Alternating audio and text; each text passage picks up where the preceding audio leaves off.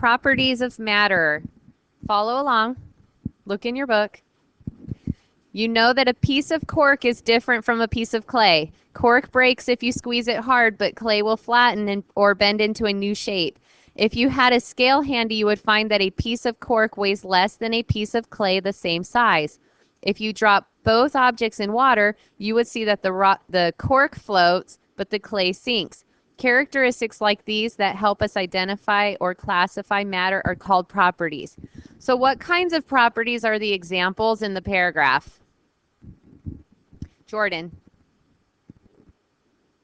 No, what kinds of properties? Are they chemical properties or physical properties? Cameron? They're physical properties. All right. All matter has both physical properties and chemical properties. Physical properties are those that can be observed without changing the makeup or identity of the matter. For example, clay is malleable, which means it will bend or flatten when squeezed. Squeezing changes the shape of the clay but does not change what the clay is made of. Malleability is an example of a physical property. The chart below lists some common physical properties of matter. So in your notes, you wrote down density, ductility, malleability, boiling point, melting point, electrical conductivity, and solubility. Solubility is the ability to dissolve, like salt and sugar. Those are physical properties. When something dissolves, it's going through a physical change. All right, anytime if you change the density of something, if you boil something, melt something, there's also freezing point. If you do any of those things, those are just physical changes. If you are changing a physical property, it's a physical change. All right, chemical properties. Oh, I didn't go down. Here's the table.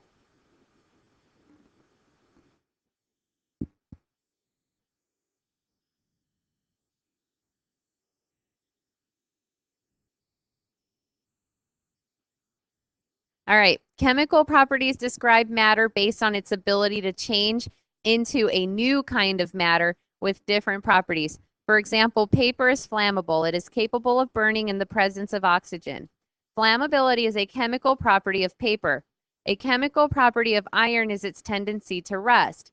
Rusting occurs when iron reacts with oxygen to produce iron oxide. Reactivity to acid and to water are two more examples of chemical properties. So, physical and chemical changes. If you fold a sheet of paper into 2/3, you are left with a piece of paper 1/3 the size of the original, but the newly folded paper is still paper. Two physical properties of the paper, its size and shape, have changed, but not its chemical properties. Such a change is called a physical change. If you hold a match to the paper will burn. What you're left with, ash, gases, and smoke, is no longer paper. The chemical properties of the paper have changed, producing new substances. This kind of change is called a chemical change. So when it goes through a reaction that produces a new substance, it's a chemical change.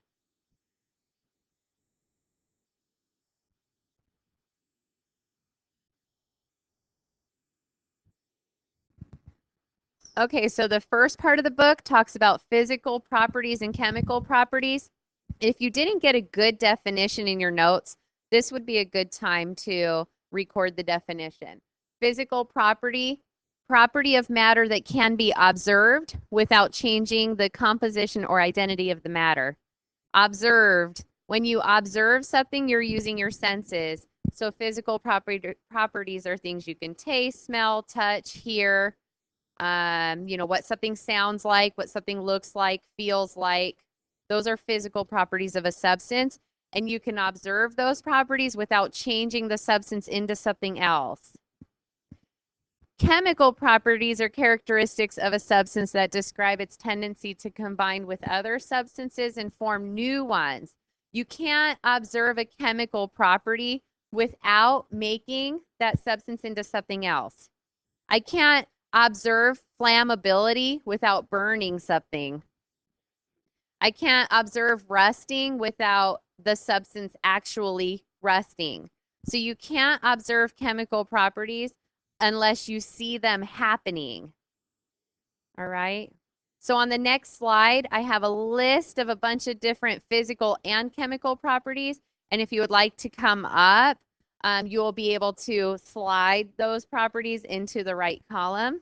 So I'll let you see that.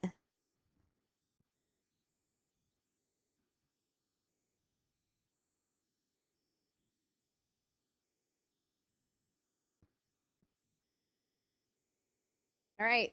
So here's a list of physical and chemical properties. And raise your hand if you want to come up and slide these into the right slots. If you come up, you can do two. That way we don't need as many people. So far, all of you that are raising your hands can come on up and go ahead and do two of them. You can only have one person at a time or it messes up the board. Hurry, hurry. The people watching this video are waiting for you. Whoever.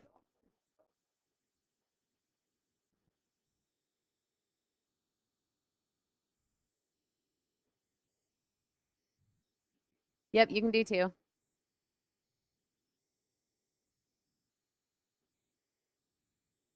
Just tap the screen. Oh, there you go.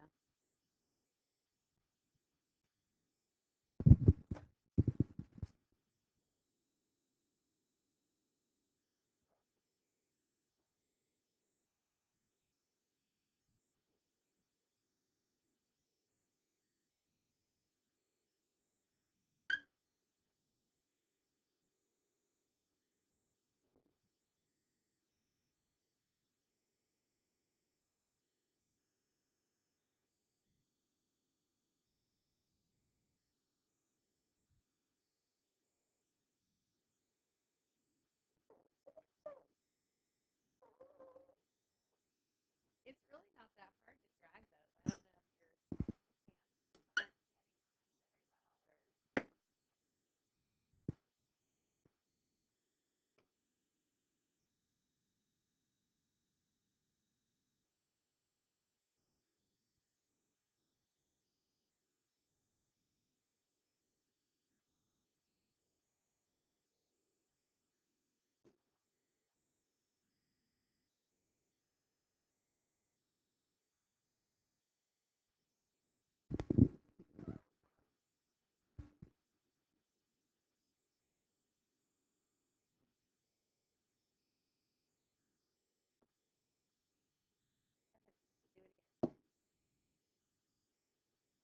don't know if you're. It's almost like you're highlighting it. Sure.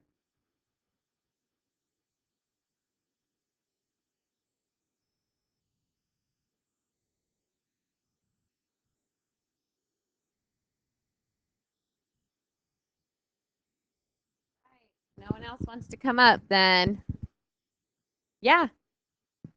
Sometimes I think you guys want to, but you're like, oh. And so this is your chance. There's still more up here if you're hoping to come on down. Just do two. I got more people coming. That's fine, Alex. You can come up.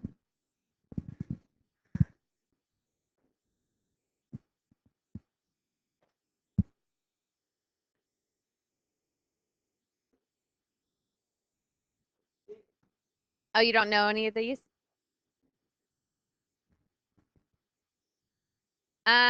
Where do you guys think neutralize an acid slash base? Let me hear you. Chemical. You know what? If it sounds complicated, it's probably chemical. What about state at room temperature? Just talked about it, right? Just talked about how the state, whether something's a solid, a liquid, or a gas, is just a physical property. Can you look at a substance and tell if it's a solid, a liquid, or a gas? Is that something you can observe? Yes. You can't? You don't can't look at. All right, just checking. All right, supports combustion. Chemical sounds complicated, so oxidizing, that would be rusting. All right, now do you see anything that needs to be changed? Talon, what do you see? Freezing point should be a physical property, the temperature at which something freezes. Because when something freezes, are you turning it into a new substance? No, it's just the particles are less excited. Brenda? Solubility, the ability to dissolve. That's actually one of the ones in your book. There's like not a lot of room left.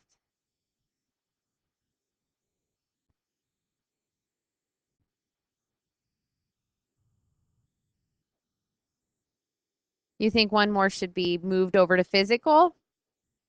Which one? The way something smells is a physical property of that substance because you can observe it without changing the substance into something new. Like most of us know how certain things smell, like bananas or Brenda. Flammability is the ability to burn. And when you burn something, you change it into a new substance, right? Like if I burn a piece of paper, it's flammable. I'm not going to have my piece of paper anymore. But malleability is just the ability to what to be pressed or pounded into a thin sheet. If you press or pound something, don't you still have the same substance? You're just changing like its appearance. Alex, it doesn't. If I melt ice cream, it's still ice cream.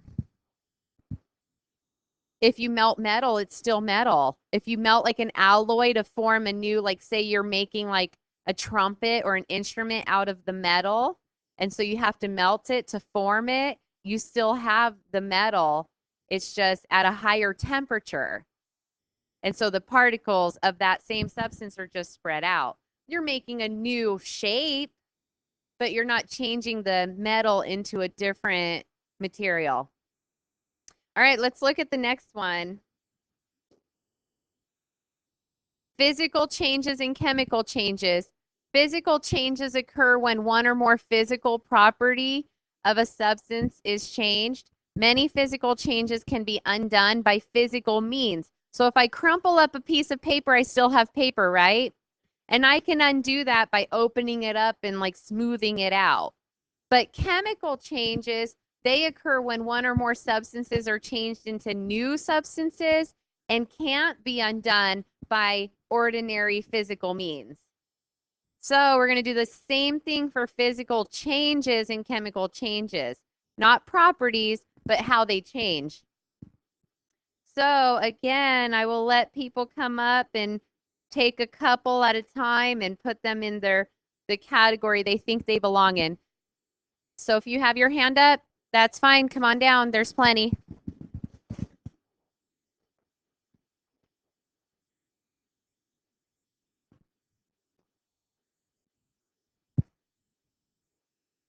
So you're trying to think, does whatever change this is, does it make something new? Does it make a new substance?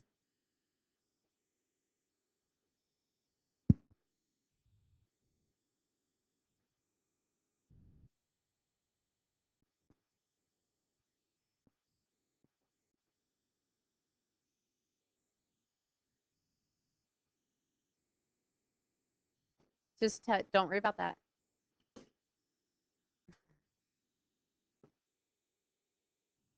You can do more than one. You're allowed to do at least two.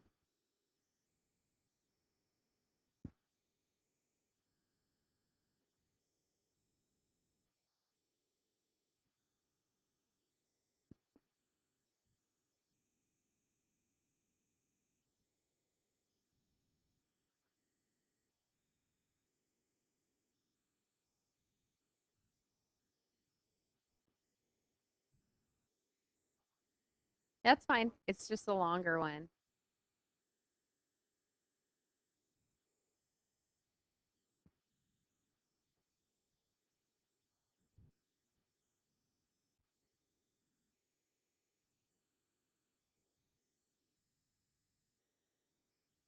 Pretty finicky.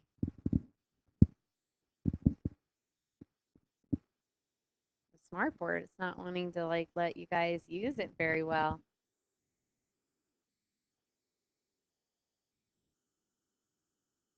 Oh, let's see if we can drag this back. All right.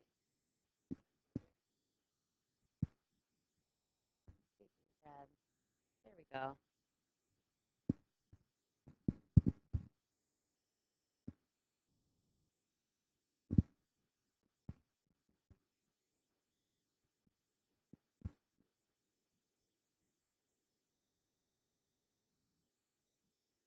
Try to just slide it over to the right. There you go. Okay, there's keywords. There's a couple left. Humidifier, putting water into the air. Keyword putting. If you put something somewhere, do you think that's physical or chemical?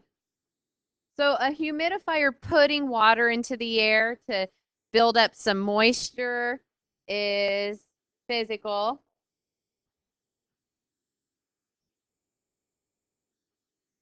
And then making salt water.